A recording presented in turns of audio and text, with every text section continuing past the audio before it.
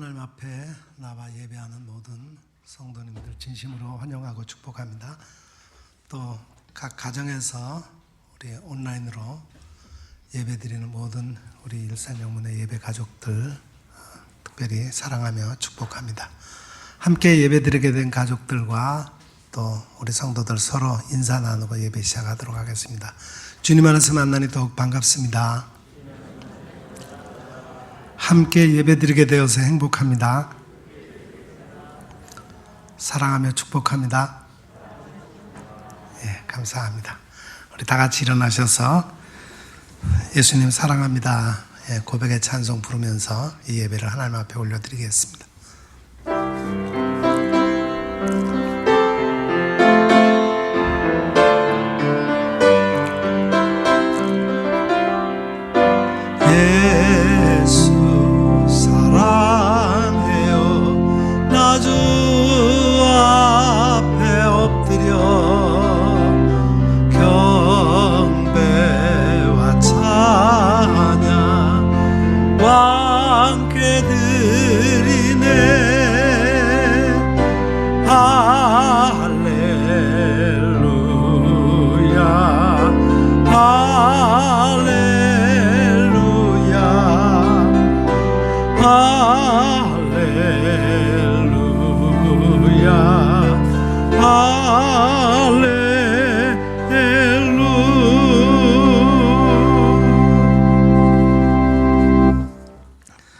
그러므로 우리는 예수로 말미암아 항상 찬송의 제사를 하나님께 드리자. 이는 그 이름을 증언하는 입술의 열매니라. 오직 선을 행함과 서로 나누어 주기를 잊지 말라. 하나님은 이 같은 제사를 기뻐하시느니라. 아멘. 선한 목자가 되시는 하나님, 목자는 양을 알고 양은 목자의 음성을 듣는다 하셨습니다. 오늘도 순종하는 양과 같이 저희들이 주님의 음성을 듣고자 성전을 찾았습니다. 예배하는 모든 자녀들에게 풍성한 꼴을 먹여주시고 쉴만한 물가에 평안히 눕게 하여 주옵소서. 찬송하며 기도할 때 우리의 지치고 상한 영혼이 위로받게 하시고 말씀을 들을 때 우리 머리 위에 성령의 기름을 충만하게 부어 주옵소서. 우리의 빈잔이 차고 넘쳐나게 하사 예배하는 모든 성도들이 하나님 나라를 경험하게 하시고 영생의 기쁨을 맛보게 하여 주옵소서. 예수님의 이름으로 기원하옵나이다. 아멘.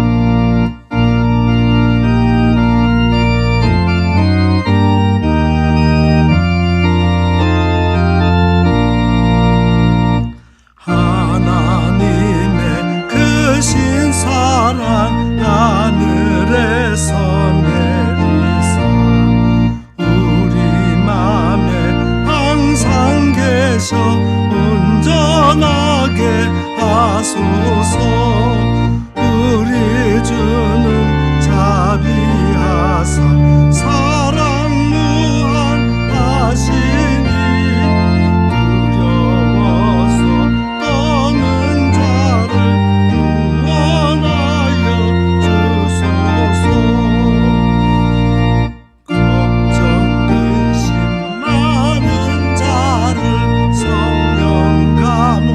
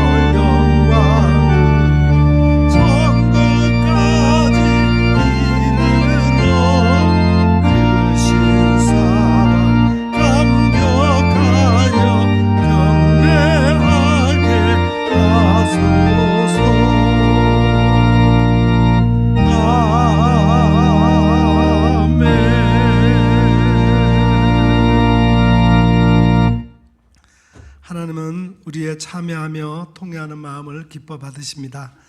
이 시간 지난 한 주간의 삶을 되돌아보며 우리의 죄와 허물을 주님 앞에 솔직히 고백하는 시간을 갖겠습니다. 회개하는 자를 불쌍히 여기시고 그 모든 죄를 용서하여 주시는 하나님, 저희들이 지나간 한 주간 주님께서 베풀어 주신 은혜를 기억하며 이 시간 다시 한번 주님께서 베푸실 사죄의 은총을 믿으며 고백의 기도를 드립니다. 지난 한 주간 저희들은 잎만 무성한 나무처럼 생활 속에서 의의 열매를 맺지 못하고 살았습니다. 바리새인처럼 입으로는 하나님을 사랑하는 듯 하였으나 행실로는 주님의 뜻을 거스르며 살았습니다.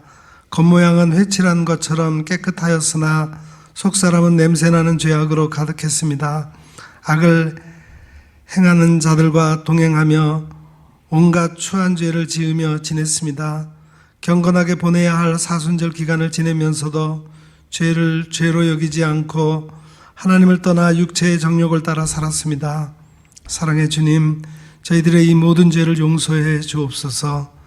우리의 죄를 사하시려고 십자가에 달리신 예수님의 이름으로 이 고백의 기도를 드리오며 이제는 하나님과 나만이 알고 있는 은밀한 죄악을 내어놓고 침묵으로 이 기도를 계속 드립니다.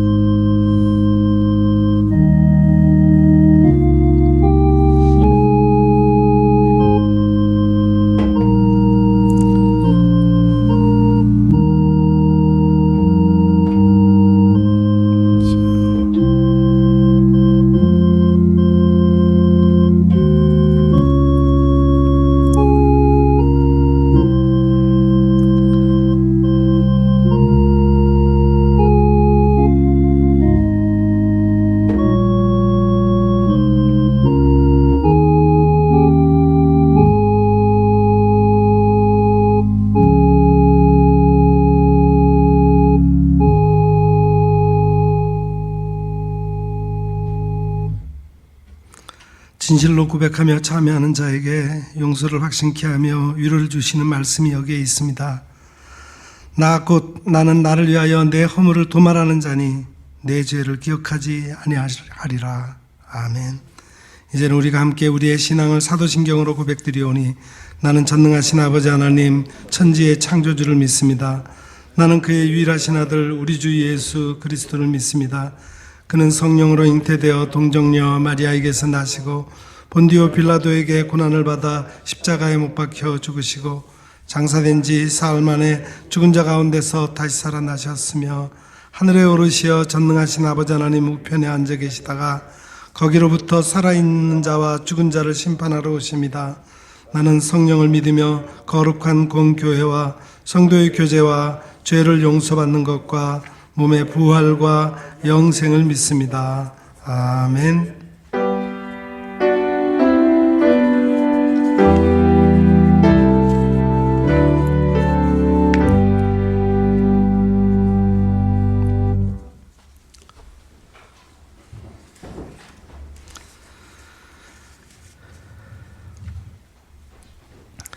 하늘이 하나님의 영광을 선포하고 날은 날에게 말하고 밤은 밤에게 지식을 전하니 언어도 없고 말씀도 없으며 들리는 소리도 없으나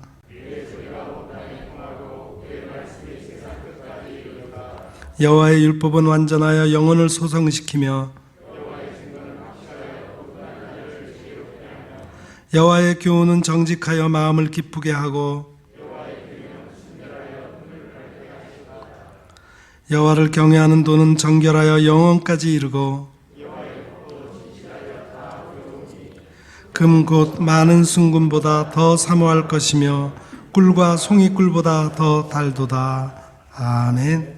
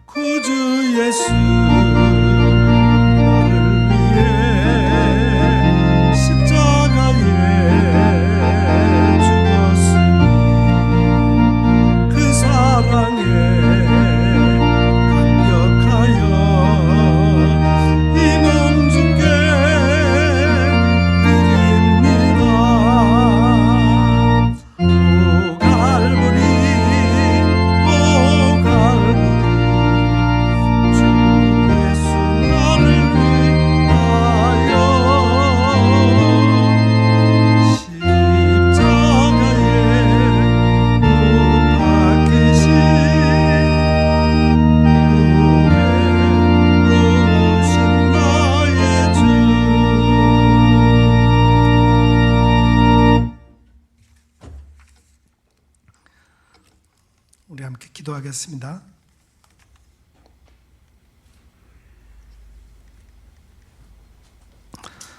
천지 만물을 창조하시고 이 세상을 다스리고 섭리하시는 하나님 아버지, 찬송과 경배와 영광과 존귀를 올려드립니다.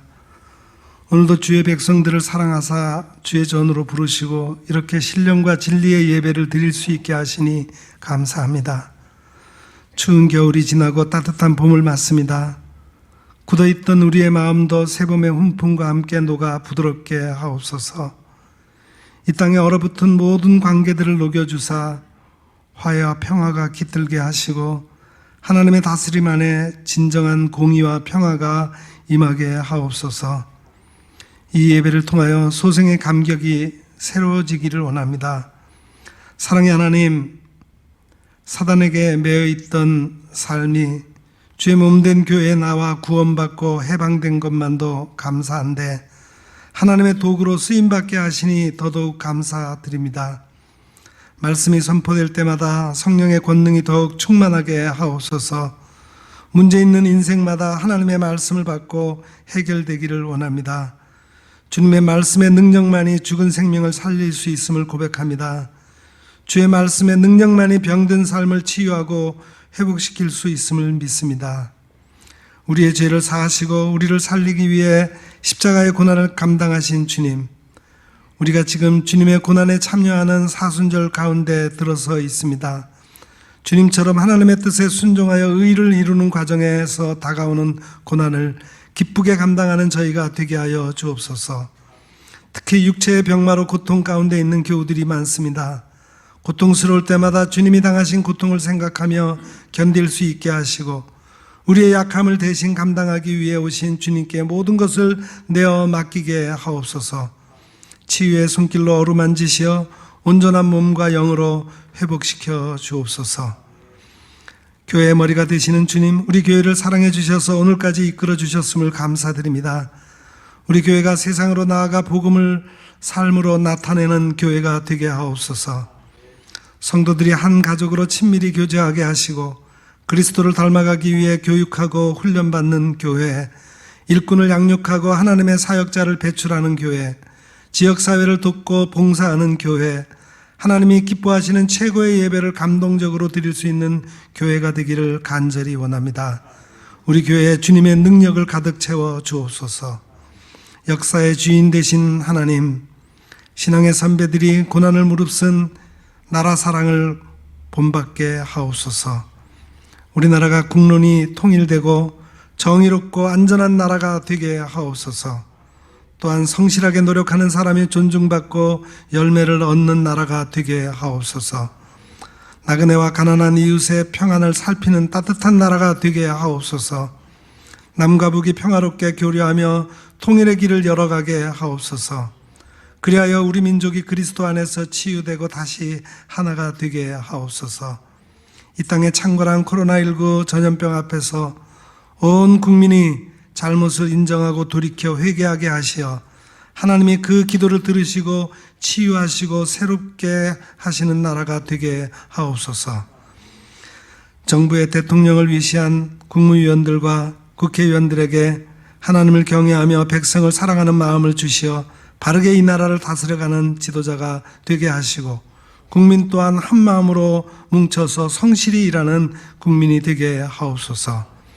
오늘도 우리가 드리는 예배를 기뻐 받아주시고 아버지의 영광을 우리 가운데 나타내 주옵소서. 우리가 부르는 찬양을 흠양하시고 선포되는 말씀을 통해 아버지의 참뜻을 깨닫게 하시며 마음에 새 각오가 있는 신령한 예배가 되게 하옵소서. 우리 주 예수 그리스도의 이름으로 간절히 기도드립니다. 아멘.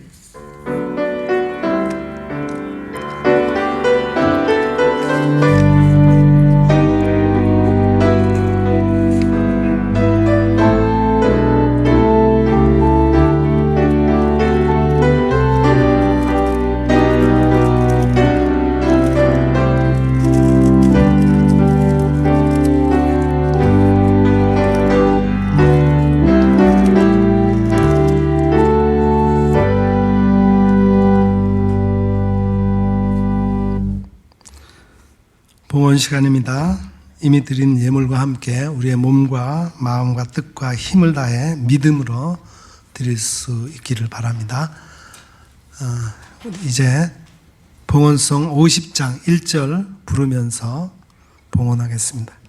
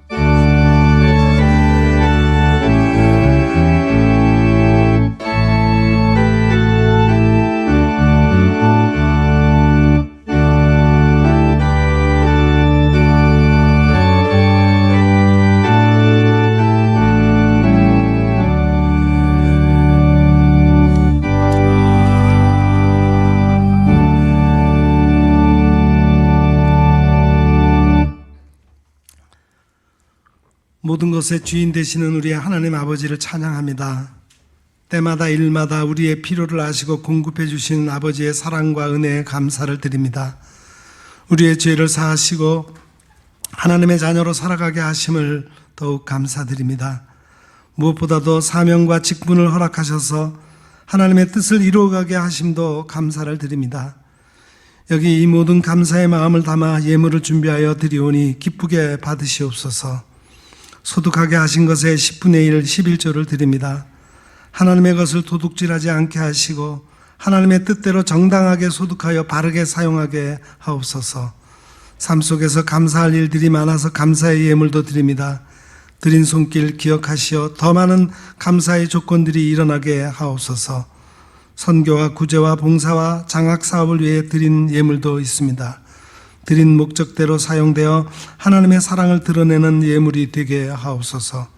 성도들의 손길을 축복하시어 물질에 매여 살지 않게 하시고 잘 다스림으로 나누어 주며 살게 하옵소서.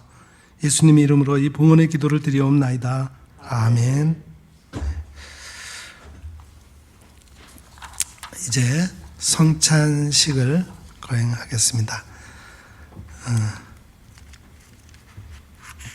우리 찬송 228장 1절 2절 드리는 동안에 우리 성찬위원은 나와서 성찬 준비해 주시고 성찬식 거행하겠습니다. 228장입니다.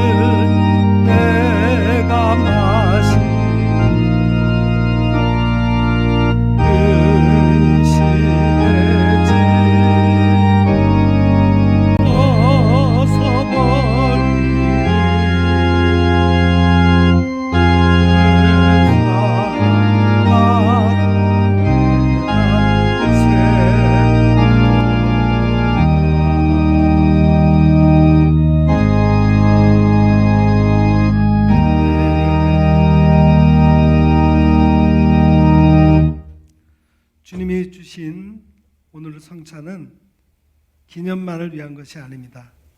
우리를 위하여 상하고 찢긴 주님의 살과 그 귀하신 몸에서 남김없이 흘린 피를 깊이 회상하고 재현하는 현장으로서 그 감격을 되새겨야 하겠습니다. 그리고 이제는 주님의 살이 나의 살이 되게 하고 주님의 피가 우리 혈관에 흐르도록 하는 새로운 언약의 결단을 해야 합니다. 이 성찬의 참여와 함께 우리 모두가 화평케 하신 예수 그리스도 안에서 하나가 되는 역사가 발생해야 합니다. 이것이 바로 우리를 성찬에 참여하게 해주신 주님의 뜻입니다. 우리 함께 이 성찬 가운데 성령께서 임재하시도록 기도하겠습니다. 우리를 위하여 살을 찢기시고 피를 다 흘려주신 주님, 오늘 우리가 정결하지 못한 마음과 육체를 가지고 이 자리에 나와 있습니다. 이제 주님의 살과 피를 재현하는 귀한 성례전에 서 있습니다. 이 자리에 임하시어 우리의 입과 육체의 모든 기능에서 주님의 살과 피를 깊이 경험하는 소중한 순간으로 만들어 주옵소서. 그리하여 주님을 뵙는 기쁨이 가득하게 하옵소서. 온전히 성령님의 특별하신 임재 안에서 이 고귀한 성례전이 이루어지게 하옵소서. 우리를 위하여 살을 찢기시고 피를 흘리신 우리 주님 예수 그리스도의 이름으로 기도하옵나이다. 아멘. 주님께서 잡히시던 날 밤이었습니다. 우리 주님은 사랑하는 제자들과 함께 마지막 유월절 식사를 하셨습니다. 그때 떡을 들어서 축사하셨습니다. 그리고 그 떡을 떼시면서 말씀하십니다. 이것은 너희를 위하여 상하고 찢긴 내 몸이다. 받으라, 먹으라 명령하셨습니다. 이제 우리도 주님의 명령대로 주의 떡을 함께 받겠습니다. 주님의 떡을 받으시고 우리를 위하여 상하신 주님의 살을 깊이 생각하십시오. 그리고 진심으로 드리는 감사와 함께 드시기를 바랍니다.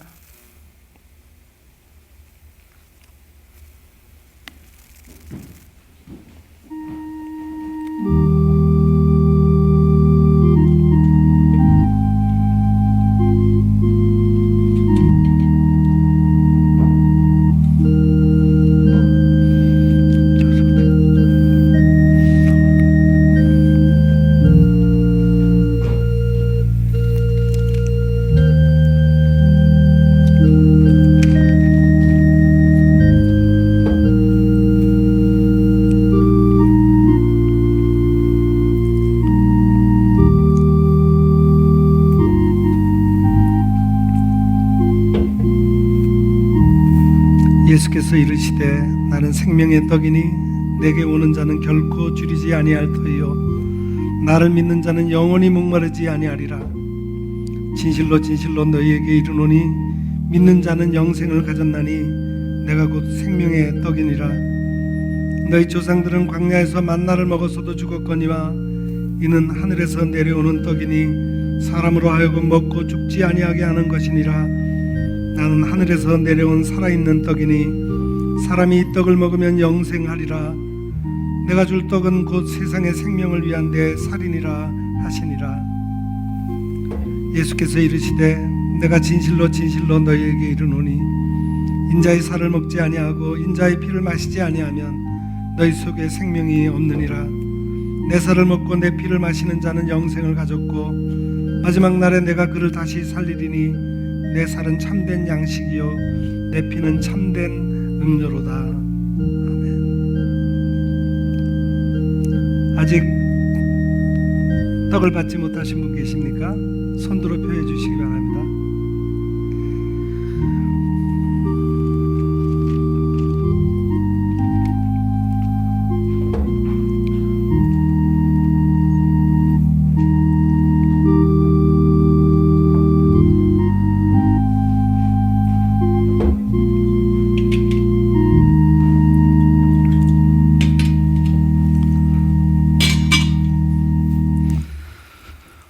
우리 주님은 식후에 잔을 들어 축사하셨습니다. 그리고 그 잔을 제자들에게 주면서 말씀하십니다. 이것은 너희를 위하여 흘리는 내 피다. 너희와 나 사이에 맺어진 새 언약의 피다. 받으라, 마시라 명령하셨습니다. 이제 주님의 명령대로 우리도 함께 이 잔을 받겠습니다. 주님의 잔을 받으시고 우리를 위하여 한 방울도 남김없이 흘려주신 주님의 보혈을 깊이 생각하십시오. 그리고 진심으로 드리는 감사와 함께 잔을 받으시기를 바랍니다.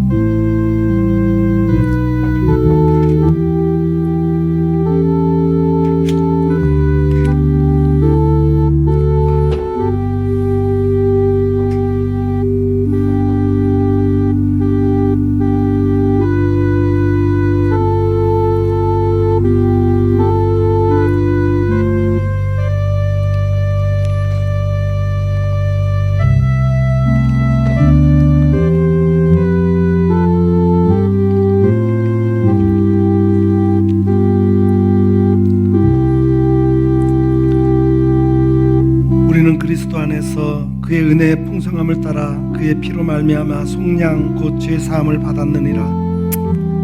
이는 그가 모든 지혜와 총명을 우리에게 넘치게 하사 그 뜻의 비밀을 우리에게 알리신 것이요 그의 기뻐하심을 따라 그리스도 안에서 때가 찬 경륜을 위하여 예정하신 것이니 하늘에 있는 것이나 땅에 있는 것이 다 그리스도 안에서 통일되게 하려 하심이라. 그때 너희는 그리스도 밖에 있었고 이스라엘 나라 밖에 사람이라. 약속의 언약들에 대하여는 외인이요 세상에서 소망이 없고 하나님도 없는 자이더니 이제는 전에 멀리 있던 너희가 그리스도 예수 안에서 그리스도의 피로 가까워졌느니라. 그는 우리의 화평이신지라.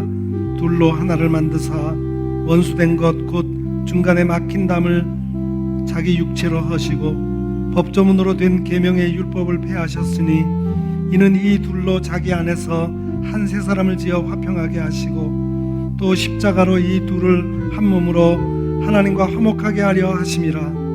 원수된 것을 십자가로 소멸하시고 또 오셔서 먼 데 있는 너희에게 평안을 전하시고 가까운 데 있는 자들에게 평안을 전하셨으니 이는 그로 말미암아 우리 둘이 한 성령 안에서 아버지께 나아감을 얻게 하려 하심이라.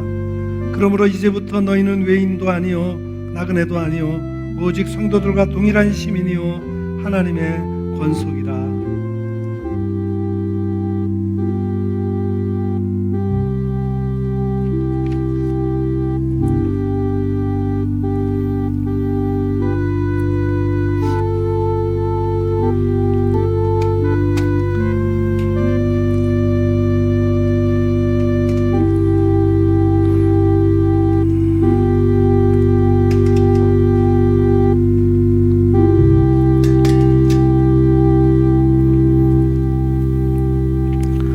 함께 감사의 기도를 드립니다. 사랑하는 하나님, 자비하신 은총으로 우리들을 이 성찬에 참여하게 하시고 사죄와 구원의 은혜를 새롭게 해주심을 감사드립니다. 우리가 우리 주님의 동일한 지체임을 확인하게 하시오니 감사합니다. 서로 사랑하고 하나가 되는 길을 걷게 하시오니 감사합니다. 주님의 살과 피가 우리의 육체를 지배하게 하옵소서. 우리로 하여금 복음에 합당한 자 되게 하옵소서. 우리로 이 땅에 화평을 심는 자 되게 하옵소서. 항상 예수 그리스도의 죽으심과 다시 사심을 증거하는 이 민족의 등불이 되게 하옵소서. 오직 하나님께 영광 돌리는 주님의 자녀들 되게 하옵소서. 예수님의 이름으로 기도드리옵나이다. 아멘. 찬송, 아까 부른 찬송 228장 4절 한 절 부르겠습니다.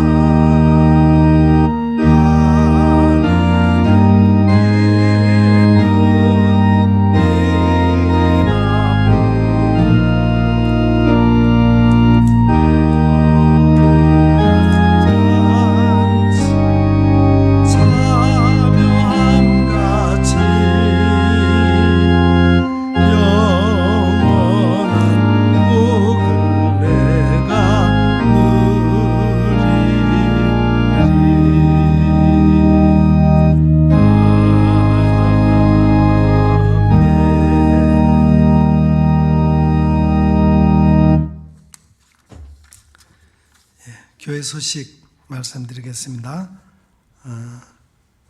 오늘 우리가 예배 중에 성찬식을 했고요. 지금 모든 예배가, 우리 공예배는 우리 공간에 20%인 50명 이하가 예배 드릴 수 있습니다. 오늘 예배 후에는 장학위원회 모임이 있습니다.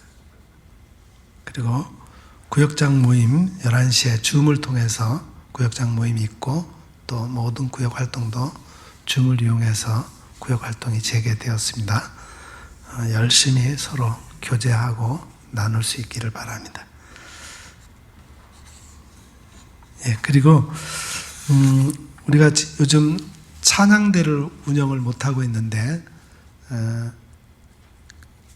완전하게 해제되어서 찬양대를 운영할 수 있을 때까지는 우리 그 특별 찬양 순서를 지금 진행하고 있거든요. 그래서 혹시 여러분 중에 내가 그 특별하게 준비해서 하나님께 영광 돌리는 찬양을 하겠습니다, 이렇게 자원하실 분들은 우리 스스로 자원하셔서 우리 저 현관에 있는 게시판에 그렇게 자원 몇째 주에 내가 찬양을 하겠습니다, 이렇게 개인적으로 그렇게 지원해 주시기를 부탁을 드리겠습니다. 아울러 강단의 꽃 장식도 이렇게 지원할 수 있도록 그렇게 해 주시길 바랍니다. 감사합니다. 이제 말씀을 듣는 시간입니다. 오늘 우리에게 주시는 하나님의 말씀은 신약성경 요한복음 제2장 13절부터 22절까지 말씀입니다. 요한복음 제2장 13절부터 22절까지 말씀, 이제 제가 받들어 읽겠습니다.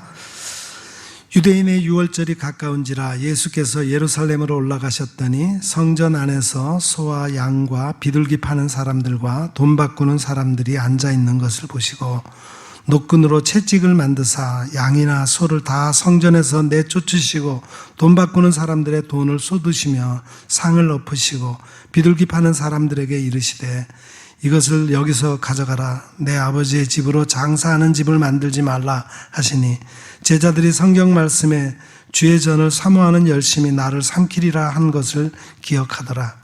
이에 유대인들이 대답하여 예수께 말하기를 내가 이런 일을 행하니 무슨 표적을 우리에게 보이겠느냐. 예수께서 대답하여 이르시되 너희가 이 성전을 헐라. 내가 사흘 동안에 일으키리라. 유대인들이 이르되 이 성전은 46년 동안 내 지었건을 내가 3일 동안에 일으키겠느냐 하더라. 그러나 예수는 성전된 자기 육체를 가리켜 말씀하신 것이라. 죽은 자 가운데서 살아나신 후에야 제자들이 이 말씀하신 것을 기억하고 성경과 예수께서 하신 말씀을 믿었더라. 아멘. 오늘 찬양은 우리 최윤영 집사님 준비해 주셨습니다.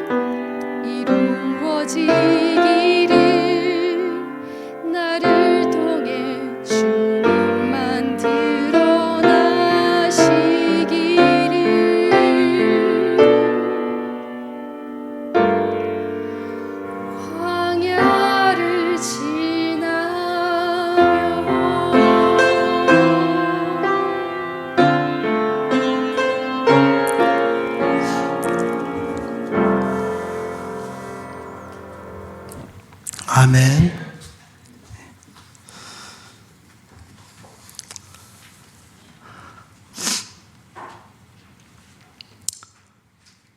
우리 한국의 기독교 초기에 있었던 일화입니다. 캐나다 선교사 그리어슨이 평안도 회령에서 전도할 때 어느 마을 한가운데로 가서 야외 집회를 가졌습니다. 집회가 끝나고 남쪽에서 왔다는 한 부인이 그리어슨과 그날 종일 함께 다니며 전도했습니다. 이튿날 그 부인은 두만강 관문까지 따라와서 작별 인사를 하고 헤어졌습니다. 그리어슨 일행이 국경선을 넘어가고 있는데 갑자기 뒤에서 요라는 소리가 났어요. 돌아보니까 길가에 큰 사당을 방금 작별한 부인이 부수고 있었고 곧 완전히 부숴버렸습니다. 그리어슨은 마음속으로 이렇게 탄식했습니다. 주님께서는 하나님의 집을 위하여 이 세상에 몸을 바쳤을 때 우리가 악마의 소산을 그런 방법으로 파괴하기를 원치 않으신다. 우리의 선한 행실을 보고 주민들이 감동하여 스스로 결단하고 자기들이 세운 사당을 자기 손으로 무너뜨릴 것을 기다리신다. 오늘날 우리가 열심을 갖고 부셔야 할 것은 다른 사람들이 믿는 그런 우상이 아니라 바로 교회와 우리 자신임을 기억하시기 바랍니다. 오늘 말씀은 예수님께서 예루살렘 성전에 가셔서 성전을 정화시키신 내용입니다. 이런 내용은 공관복음, 마태복음, 마가복음, 누가복음에도 동일하게 있습니다.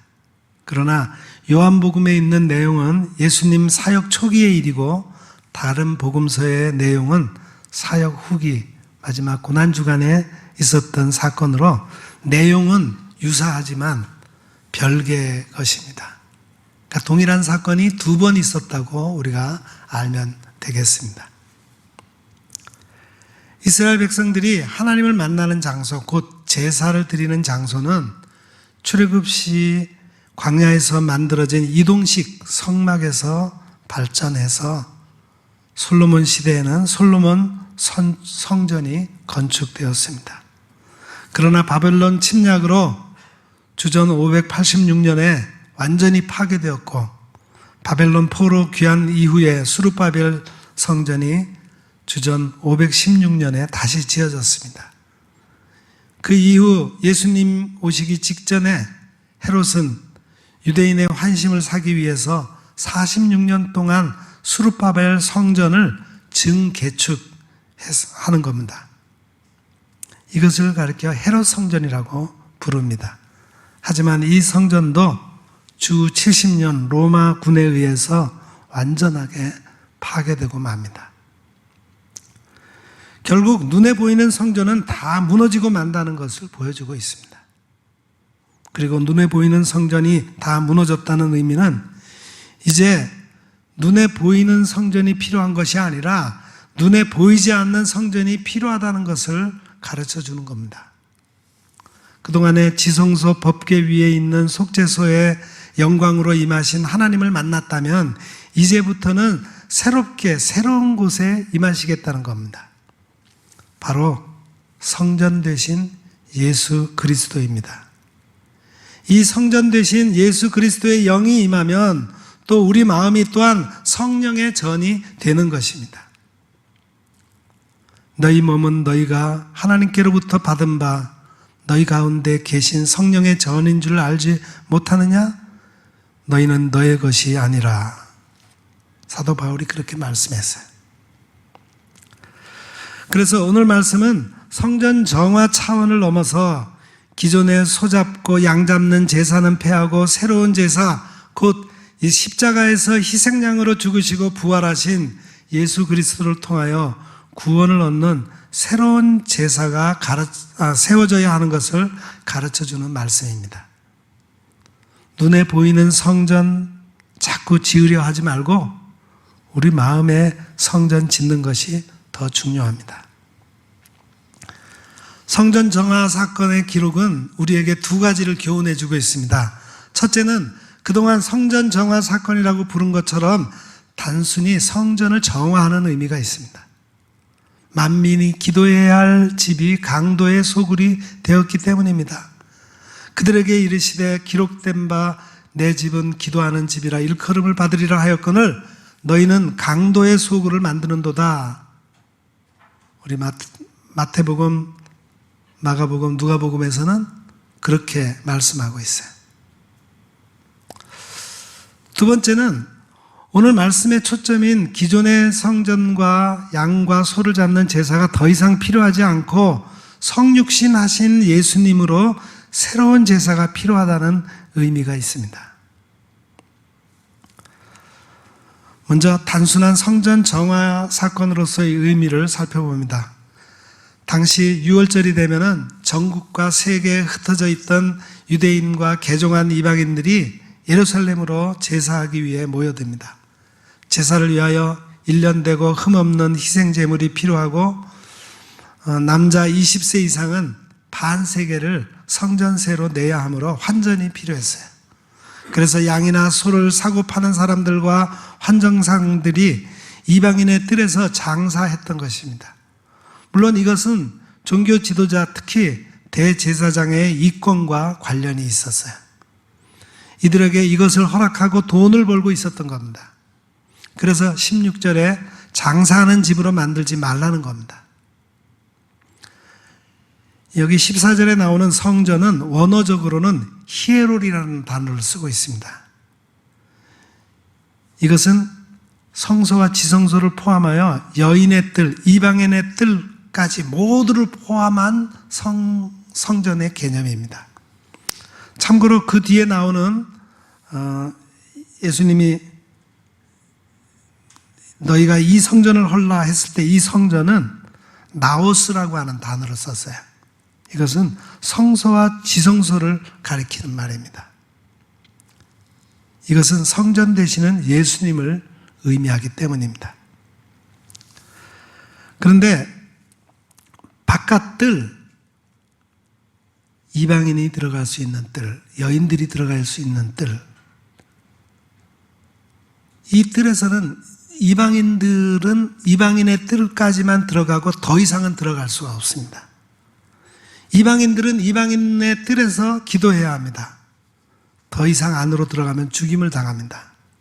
그런데 유대인들은 이방인들이 와서 기도하는 이 뜰을 장사하는 장소로 만들어서 강도의 소굴로 만든 겁니다. 그래서 정화가 필요합니다. 예수님이 이것을 보고 성전을 하나님의 아들로서 정화하고자 하신 것입니다. 그래서 노끈으로 채찍을 만들어서 장사하는 이들을 다 쫓아내셨습니다. 오늘날도 성전에서 매매하고 돈을 주고받는 행위에 대해서는 자칫 이런 꼴이 될 수 있습니다. 스스로 자발적으로 헌금함에 헌금을 넣는 행위 외에는 자칫 무슨 명목으로 하든지 위험할 수가 있습니다. 우리가 그 중심을 잘 잡아야 합니다. 두 번째, 기존의 것을 무너뜨리는 의미로서의 정화 사건에 대해서 생각해 보겠습니다. 여기 15, 16절에 양이나 소를 성전에서 다 쫓으시고 돈 바꾸는 사람들의 돈을 쏟으시며 엎으십니다. 그리고 비둘기 파는 사람에게 가져가라 하셨습니다. 이렇게 하는 이유가 19절에 나와 있습니다. 너희가 이 성전을 헐라 내가 사흘 동안에 일으키리라. 일으키기 위해서입니다. 기존의 것들이 다 쫓겨나고 쏟아지고 엎어져야 새로운 것을 일으킬 수 있습니다. 그래서 15절, 16절 말씀은 예수님께서 기존의 성전을 무너뜨리는 말씀입니다. 무엇을 무너뜨리고 뽑아내야 하는 것입니까? 먼저 예수님은 양이나 소를 성전에서 다 쫓아내십니다. 이것은 더 이상 양이나 소를 잡아 제사 드리는 것이 필요 없다는 것입니다. 이제부터는 예수님 자신이 친히 희생제물이 되시기 때문입니다. 그동안의 황소와 염소의 피로는 능히 죄를 없이 하지 못하기 때문입니다. 히브리서 기자는 이것을 잘 설명하고 있습니다. 히브리서 10장 4절에 보면은 이는 황소와 염소의 피가 능히 죄를 없이 하지 못함이라. 그 다음 5절 그러므로 세상에 임하실 때 가라사대 하나님이 제사와 예물을 원치 아니하시고 오직 나를 위하여 한 몸을 예비하셨도다. 거기 한 몸은 어린 양 대신 바로 예수 그리스도인 것입니다. 수많은 희생 제물이 필요한 것이 아니라 오직 한 몸이신 예수님이 필요한 것입니다. 그 다음에 히브리서 10장 9절 이하를 또 읽어드립니다.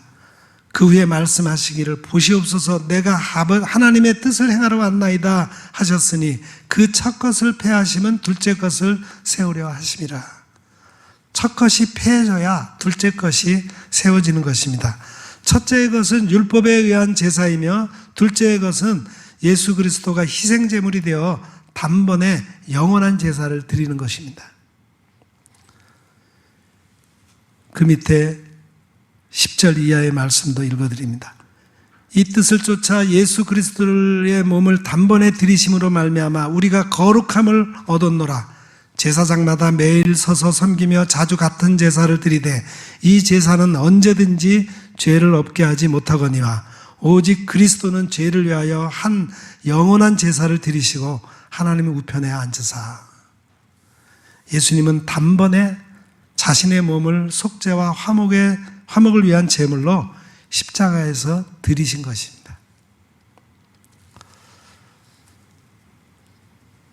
두 번째로 예수님은 돈 바꾸는 사람의 돈을 쏟으시고 상을 엎으셨습니다. 이방인의 화폐로는 성전세를 낼 수 없습니다. 부정하기 때문입니다. 거기에는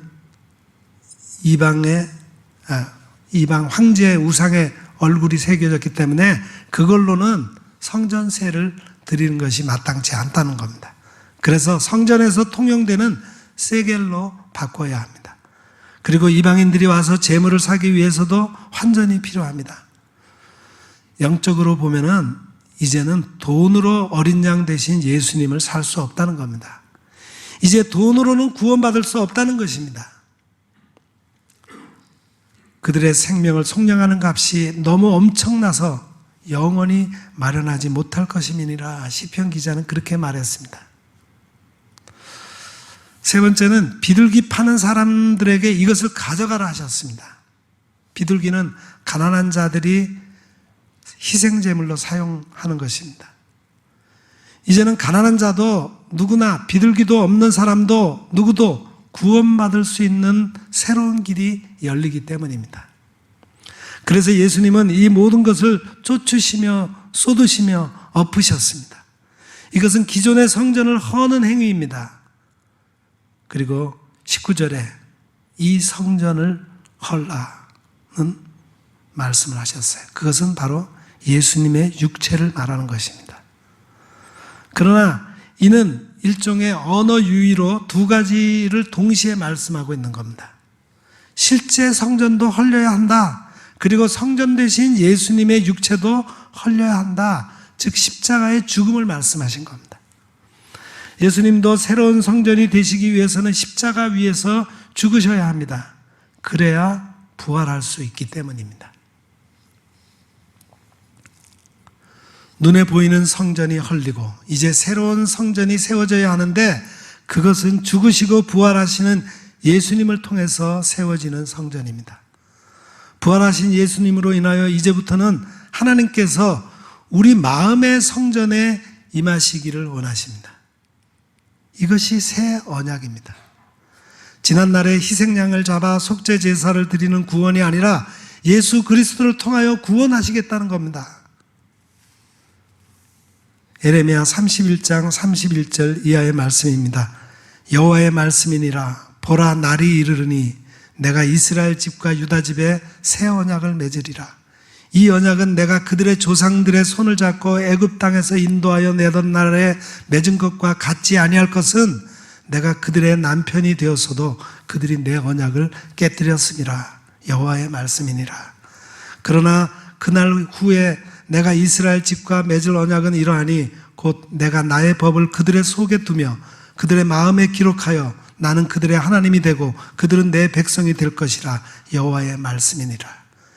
그들이 다시는 각기 이웃과 형제를 가르쳐 이르기를 너는 여호와를 알라 하지 아니하리니 이는 작은 자로부터 큰 자까지 다 나를 알기 때문이라. 내가 그들의 악행을 사하고 다시는 그 죄를 기억하지 아니하리라. 여호와의 말씀이니라. 아멘. 이스라엘 백성들은 하나님과 세운 옛 언약을 깨뜨렸습니다. 그래서 옛 언약이 폐해지고 새 언약이 필요했어요. 이제는 돌비에 새기는 언약이 아니라 그들의 마음에 하나님의 법을 기록하겠다는 것입니다. 이것은 예수 그리스도의 피로 정결하게 된 마음의 성전에 임하시겠다는 것입니다. 그리고 성령께서 가르치시겠다는 겁니다. 기존의 성전이 허물어지는 시간은 사흘입니다. 이것은 예수님께서 죽음으로 무덤에 계신 날입니다. 무너지고 헐리는 시간은 잠깐이에요. 그러나 부활하신 주님으로부터 세워지는 성전은 영원한 성전입니다. 임마누엘로 오시는 주님이 함께 하시면 그것이 성전이기 때문입니다. 이제 더 이상 소와 양으로 구원받지 못하고 어린 양으로 죽으시는 예수님으로 구원받습니다. 그리고 6월절이 1일이 지나면 이어서 무교절이 7일 동안 연결이 됩니다. 예수님의 죽으심으로 무교절과 같이 누룩이 없는 것처럼 죄가 없는 삶을 살게 된다는 겁니다. 그래서 예수님을 믿는 사람은 죄 없이 살아야 합니다. 그들은 예수님의 말씀을 이해할 수 없었습니다. 그래서 20절에 이 성전은 46년 동안 지었건을 내가 3일 만에 일으키겠느냐 하고 반문합니다. 영적인 눈이 없으니 당연한 질문이죠. 오늘날 우리도 영안이 없으면 주님이 보이지 않습니다. 어린 양으로 오신 예수님이 보이지 않고 눈에 보이는 성전, 육신의 예수님만 보이는 겁니다. 예수님은 비밀입니다. 구약에 수없이 예수님에 대하여 예표로 보여주었지만 영의 눈이 열리지 않으면 볼 수 없는 것입니다. 이르시되 하나님의 나라의 비밀을 아는 것이 너희에게는 허락되었으니 다른 사람에게는 비유로 하나니 이는 그들로 보아도 보지 못하고 들어도 깨닫지 못하게 하려 하심이라. 예수님께서 이렇게 말씀하셨어요. 또 골로새서에서는 이 비밀은 만세와 만대로부터 감추어졌던 것인데 이제는 그의 성도들에게 나타났고 그들은 결국 비밀이신 예수 그리스도를 보지 못하고 성전을 헐라 사흘 만에 일으키리라는 말씀으로 책을 잡아 예수님을 죽이려고 했습니다. 예수님의 말씀대로 성전 대신 예수님의 육체를 십자가에서 허시고 사흘 만에 부활하심으로 새 성전이 우리에게 다가온 것입니다. 그리고 실제 성전인 예루살렘 성전은 헐리고 말았습니다. 우리의 성전 되시는 예수님을 찬양합니다. 이제 예루살렘까지 우리가 굳이 갈 필요가 없어졌습니다.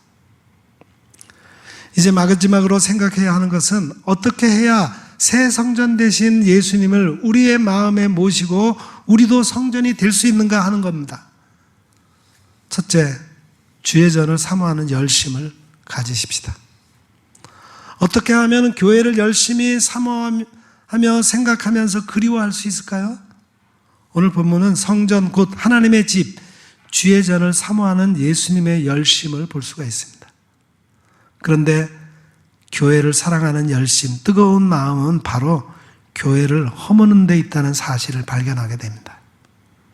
얼마나 놀라운 일입니까? 교회를 허문다는 것은 말 그대로 교회를 없애라 하는 말이 아닙니다. 그것은 교회가 교회로서 구실을 하지 못하는 것들을 제거해야 된다는 말입니다.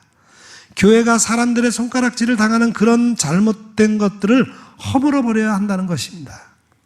그렇습니다. 교회가 교회답지 못하면 채찍에 맞아야 합니다. 내쫓고 쫓아내고 엎어버려야 합니다. 그래야 세상 사람들이 교회를 거룩하게 바라볼 것입니다. 우리 교회가 그들이 오고 싶은 교회가 되기를 간절히 기원합니다. 두 번째로 성전된 자기 육체를 허물어야 합니다. 예수님은 너희가 이 성전을 헐라 내가 사흘 동안에 일으키라고 말씀하셨습니다. 사실 이 성전은 헤롯 대왕이 지금까지 46년 동안이나 짓고 있었고 그때까지 다 완성되지 않았습니다. 그럼에도 불구하고 너무 아름답게 보였습니다.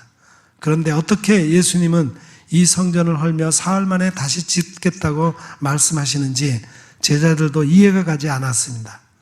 그런데 21절은 이렇게 설명하고 있습니다. 그러나 예수는 성전된 자기 육체를 가리켜 말씀하신 것이라. 교회가 교회다워지는 것, 다시 짓기 위해서는 성전된 우리 육체를 헐어버려야만 합니다. 고린도전서 3장 16절에 너희는 너희가 하나님의 성전인 것과 하나님의 성령이 너희 안에 계시는 것을 알지 못하느냐 말씀합니다. 고린도전서 6장 19절 20절에서도 너희의 몸은 너희가 하나님께로부터 받은 바 너희 가운데 계신 성령의 전인 줄을 알지 못하느냐? 너희는 너희의 것이 아니라 값으로 산 것이 되었으니 그런즉 너희 몸으로 하나님께 영광을 돌리라 말씀합니다. 우리는 살아계신 하나님의 성전입니다. 그러므로 교회가 교회다워지고 다시 지어지려면 우리 자신이 하나님이 내주하시는 성전임을 알고 우리 자신이 먼저 우리 속에 교회답지 못한 것들을 허물어 버려야만 합니다. 사람들이 우리를 보고 저기 살아있는 하나님의 성전이 오고 있다 이렇게 말할 정도로 거룩한 삶을 살아야만 합니다. 우리가 교회에 오면은 왠지 거룩해지지 않습니까? 내가 오늘 교회 와서 예배드림으로 거룩해졌다 이렇게 느껴지지 않습니까? 우리 자신이 하나님의 성전이기 때문에 거룩하지 못한 행실을 허물어버리고 부숴버리고 엎어버릴 때 비로소 사람들이 교회를 우습게 여기지 아니하고 경외하고 공경하고 두려워하게 될 것입니다. 모든 성도들이 공경받고 두려워하는 분들이 되셔야 합니다. 셋째로 우리가 부서지면은 사람들이 믿게 될 것입니다. 여기 22절에 예수가 죽은 자 가운데서 살아나신 후에야 제자들이 이 말씀하신 것을 기억하고 성경과 예수께서 하신 말씀을 믿었더라 그랬습니다. 그렇습니다. 어떻게 하면 세상 사람들이 예수님을 믿게 할 수 있겠습니까? 그것은 우리가 죽고 다시 살아나는 것입니다. 우리의 교회답지 못한 것들이 죽고 허물어지고 엎어지고 다시 교회다운 것들로 다시 지어져야만 합니다. 그러면 세상 사람들이 우리가 하는 말들을 믿게 될 것입니다. 뿐만 아니라 우리 자신이 성전이라 했으니 우리가 부서져야 합니다. 우리가 허물어져야 합니다. 우리가 깨져야 합니다. 우리는 하나님의 성전입니다.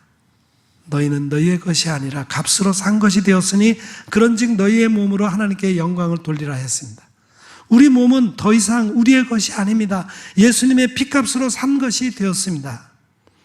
그러므로 우리 몸으로 하나님께 영광을 돌리기 위해 우리들 자신이 부서지는 삶을 살아야 합니다. 그때 사람들이 우리가 하는 말을 믿고 예수님을 믿게 될 것입니다. 그러므로 교회와 우리 몸을 부수는데 열심을 내시기를 간절히 기원합니다. 2008년쯤 그들이 사는 세상이라고 하는 드라마를 방영한 적이 있습니다. 일반적으로 많이 알려지지 않은 방송에 종사하는 사람들의 이야기가 전개되면서 좋은 드라마라는 평을 들었습니다. 그런데 방송 관계자들이 그렇게 호평한 것에 비해서 일반 대중의 호응은 그에 미치지 못했다고 합니다. 그들이 사는 세상을 그려놓은 드라마가 그야말로 그들이 사는 세상을 위한 드라마가 되었다고도 할 수 있습니다. 지금도 왕성하게 활동하는 남녀 배우가 주연을 맡고 주목받는 작가가 대본을 썼음에도 불구하고 신드롬을 일으킬 정도의 큰 히트를 하지 못하는 데에는 방송 제작 환경 등에 대한 일반인의 관심이 적었던 것이 아닐까 하는 그런 생각을 하게 됩니다. 성전을 둘러싼 그간의 사정을 살펴보면 유대교의 지도자들, 그들만이 운영하는 세상이었습니다. 드라마를 만들기까지의 과정을 평범한 사람들은 어쩌면 알고 싶어 하지도 않고 그저 재미있는 드라마만 보기를 원하는 것처럼 당시 성전 제사가 누구를 위한 것이고 성전의 주인은 누구시고 성전 제사를 통해서 우리가 무엇을 믿어야 할 것인지 사람들은 무관심했을 것입니다. 예수님은 그 성전이 바로 예수님 자신임을 온 세상에 드러내셨습니다. 그 성전이 무너짐으로 말미암아 우리가 구원을 받았습니다. 주님의 성전된 우리 성도도 무너지고 부서짐을 통해 다시 일으켜 세워지기를 간절히 기원합니다. 기도하겠습니다. 사랑의 하나님, 우리 주님이 눈에 보이는 화려한 성전을 숙청하시고 성전된 자신의 육체를 허심으로 우리가 영원히 거할 수 있는 성전을 다시 일으키셨다는 것을 말씀해 주셨습니다. 우리도 더러워진 몸된 교회를 허물게 하시고 주님이 역사하시는 교회를 다시 세우게 하옵소서. 그래서 세상이 주님의 몸인 교회를 믿을 수 있게 하옵소서. 예수님의 이름으로 간절히 기도드립니다. 아멘.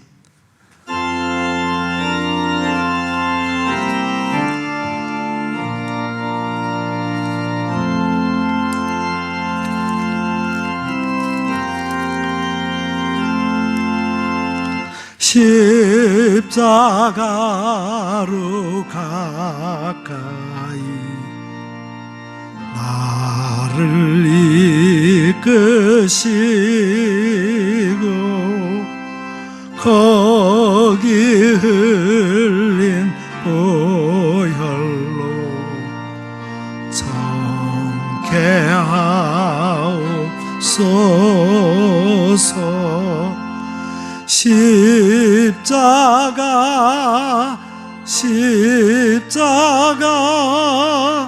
무한 영광일세. 요단강을 건넌 후 영원한 시 얻네. 십자가에 가까이 내가 떨고 섰네. 거기는 새벽별 내게 비추시네. 십자가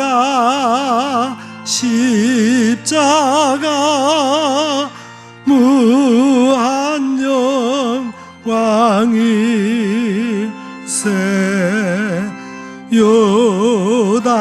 요단강을 건넌 후 영원한 시 얻네.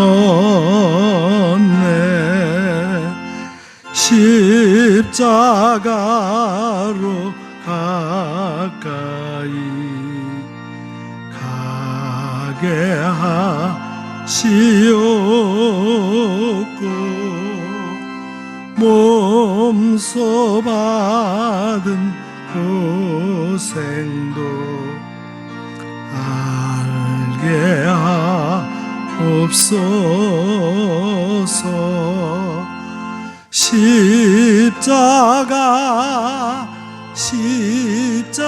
십자가 무한 영광일세. 요단강을 건넌 후 영원한 시 얻네. 십자가에 가까이 의지하고 서서 천국 이를 때까지 항상 머물겠네.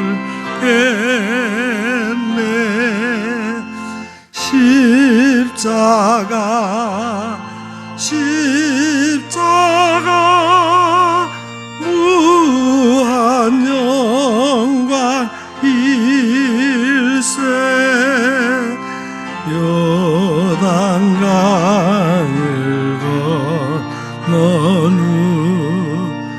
영원하시오네.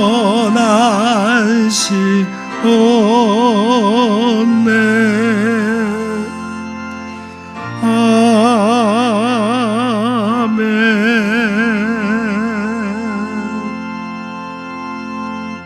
사랑하는 성도 여러분, 우리는 주님이 거하시는 거룩한 성전입니다. 우리 안에 더러운 것, 바르지 못한 것, 형식에 치우쳐 의미를 잃어버린 것이 있다면 깨끗이 제거합시다. 성령께서 우리 안에 항상 내주하시도록 하여 세상에 우리를 하나님이 역사하시는 성전으로 믿을 수 있게 하십시다. 기도하겠습니다. 이제는 우리 구주 예수 그리스도의 은혜와 하나님 우리 아버지의 그 놀라우신 사랑하심과 성령님의 감화 감동, 위로 교통, 충만하심이 여기 머리 숙인 주의 거룩한 백성들 위에와 그 가정과 생업 위에와 우리 온 교회 위에, 이 나라 이 민족 위에 이제로부터 영원 무궁토록 함께 하옵시기를 간절히 축원하옵나이다. 아멘.